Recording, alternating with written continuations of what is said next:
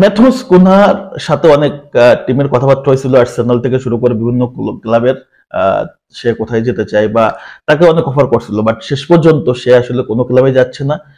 মূলত তার কোচ বা তার টিম তার উপরে ডিপেন্ডেবল এবং তারা তাকে ছাড়তে চায় না। গতকালকে ম্যাচেও কিন্তু সে একটা গোল করছে এবং তার সাথে 29 সাল পর্যন্ত ডিল কিন্তু কমপ্লিট করে ফেলছে, চুক্তি নবায়ন করছে হচ্ছে উলভস।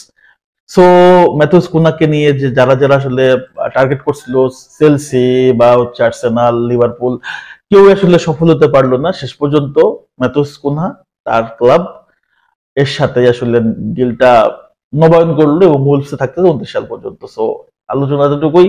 আমার মনে হয় এখানে থাকাটা তার জন্য ভালো, তার ক্যারিয়ারের জন্য ভালো, বিকজ এখানে যেভাবে গেম টাইম পাচ্ছে সে অন্য কোথাও পাবে না এবং এতটা প্রায়োরিটি অন্য কোথাও যে পাবে না বড় ক্লাবে যে।